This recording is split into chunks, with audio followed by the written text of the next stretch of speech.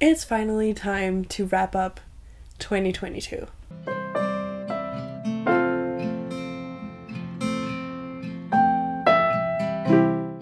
Hello and welcome to my channel, The Danish Readaholic. My name is Silka and today I will be doing my December wrap-up as well as my yearly wrap-up. So I think without further ado we should just get into it, and then afterwards I will talk in depth about the books that I read in December. So in December I managed to read 3 books, and that was a total of 1,274 pages. So yay me!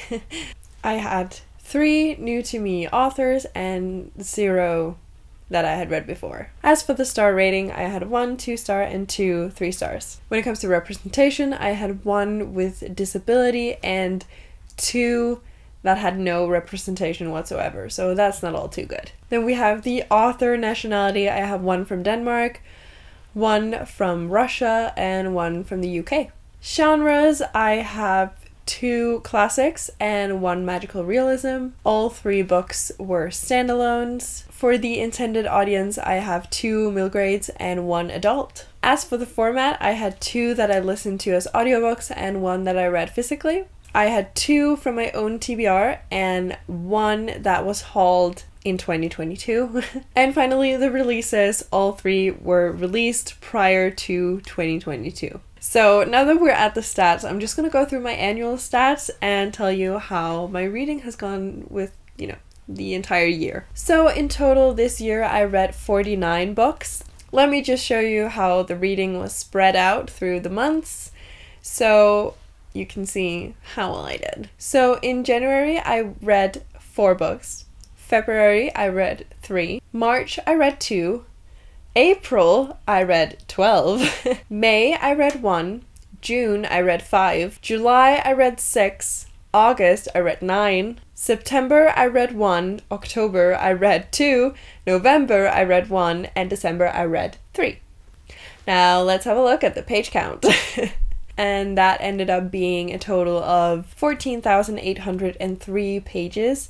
It is less than last year, but I think I read 55 books last year and just over 15,000 pages, so I think I'm fairly close with the pages, and that's really what I'm striving to do. January was 1,347. February 712. March 767. April 2,554. May 451. June 1,686. July 2,521. August 2,612. September 263. October 412. November 203. And December was 1,275. So yeah, I feel like it's decent, and with the amount of reading slumping I have been doing, I feel like it's all good. It's all good. I'm happy with my results, if you can call it results. Then we have the authors. I have 34 new to me authors and 9 that I had read before. I want it to be kind of mixed, but I mean, it is what it is. Then we have star rating. I have 1 1-star. Looking at you, the grace year. 5 2-stars. 18 3-stars. 19 4-stars. And 6 5-stars. I've been very picky with my 5-stars, but I also started using the Cawpile this year, so I think that might be why there is less 5-stars. I'm feeling really good about that, to be honest. It's all good. Then we have the representation. I have 2 books with mental health rep, 4 with LGBTQ+, 5 with racial, 4 with disability, 2 with multiple, and 20 with none. That is a stat that I'm not happy about, and I'm gonna do my very best to change it this year. Then we have the author nationality. I have 7 from Denmark, 26 from the US, 1 from Guam, awesome, 2 from Australia, 3 from the UK, 1 from India, 1 from Russia, 1 from Ireland, and 1 from New Zealand. Then we have the genres. I have actually managed to read 3 classics this year, and I'm kind of proud of myself because I don't really do classics, but yay me, I'm kind of hoping to keep up that streak and try and dive into more classics. I found that if I listen to them as audios, they're more digestible for me, so I might be doing that. I also have 3 contemporaries. Yay! I have 30 fantasy books. And I'm not even ashamed. 3 graphic novels, 1 historical fiction, 1 thriller horror, 1 mystery, 1 nonfiction, 4 miscellaneous, and 2 magical realism. Then we have the type of book. I have 28 books that was a part of a series, 20 standalones, and 1 reread. For the intended audience, I have 18 middle grades. I have 23 YA, 5 new adult, and 3 adult. As for the format, I have 22 audiobooks and 27 physical books. Sources, I have 20 from my own TBR, 8 that I hauled in 2022, 9 that were gifted, and 12 that I got from the library or on Scribd. Finally, we have the release, and I have 4 that were released in 2022, and 45 that were released prior to that. And that were all my stats. Yay!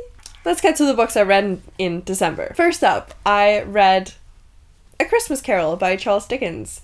So in this, we follow Scrooge, who basically hates Christmas, and then he is visited by these 3 Christmas spirits, 1 from past Christmas, 1 from present, and 1 for the future. And they basically show him why, like, the importance of Christmas and the importance of being kind to other people, because Scrooge is not. I really like this, but I mean, I knew the story beforehand, so it wasn't really that big of like an experience to me, but it was kind of nice to read the source material and see how well the different movies adapt it, and I really did enjoy it. This just always makes me think of the one that the Disney made, where I know what his name is in Denmark, in Danish, but I don't know what his name is. But one of the ducks. Oh my god, I have to figure that out. Hold on. Oh, what? Oh, that makes so much sense. I didn't know that. His actual name is Scrooge McDuck. You want to hear his Danish name? It's Joachim von Ent. And being duck, but it's like, it's not even close. I learned something new today. It makes sense that he's Scrooge then. But that was all it made me think of. Everybody keeps saying, oh, have you seen the Muppets version of it? And I'm like, no, I have not yet. But I will. I also like the Barbie one. But long story short, it was nice to read the source material. And yes, I think I gave it 3 stars, I believe. Because I enjoyed it. Next up we have the Danish one. I'm just briefly gonna go through it because it's Danish and it's not translated. This is a Christmas calendar book. You read a chapter a day, and there's 24 chapters, and then on the 24th, Christmas. And this one follows a girl whose grandmother, I think she has dementia. Well, it's not really clarified if she does, but I think so. Then she disappears all of a sudden, and that same evening, this train kind of stops in front of her house, and she goes on the train and tries to find her grandmother, and then tries to solve this mystery about the train with some of the other passengers. And it just gave me Polar Express vibes, and I'm here for it. It was just really nice. I expected it to kind of be emotional for me and break me. As I said, I thought the grandmother had dementia. It didn't even go there, so I was kind of left a little because last year when I read Santa Claus's Death, it kind of hit me decently hard, I don't know. But there was like a deeper meaning to it, and there was a lot of moments where I was like, you can't be killing off that character, I just can't handle that. But this one, I didn't really form a connection with the characters, and I didn't really care all that much, and all of the things where I was like, okay, that could potentially break me, that just didn't happen. So it was fine. It is a kid's book. It can't be too hard-hitting, apparently. I don't know. I enjoyed it nonetheless. I am definitely on the lookout for what Christmas calendar book to read this year, but this one was great. Now, finally, and I am so proud of myself, this bitch, Anna Kafucking-Renina. Oh my god, yes. Sorry, language. I've had this for ages, and now I finally read it, and I regret that. It was so boring. No, but I listened to it. I don't know what to say. I feel like it was a lot of meh. Like nothing really happened. Imagine that you pick like 10 or 15 different people, and it's completely random, and you're just like, You. Yes, I'm gonna be following you. I don't care how boring your stories are, I'm just gonna be following you, and I'm gonna be writing every single thing about it. That was what this felt like to me. It was just like, why?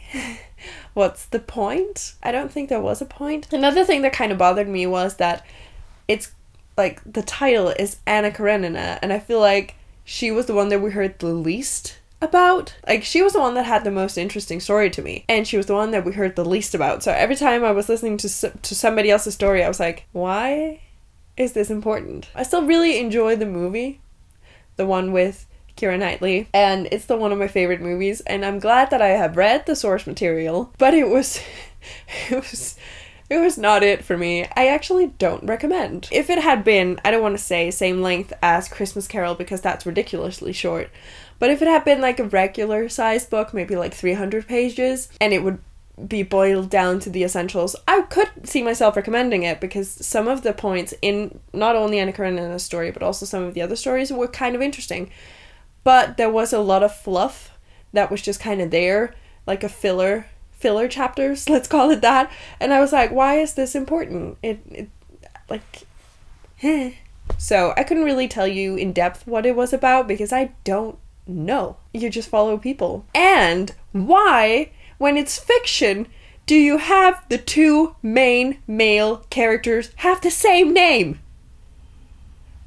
What? You could have picked any name to make it less confusing that they have the same freaking name. Now I got that out of my system.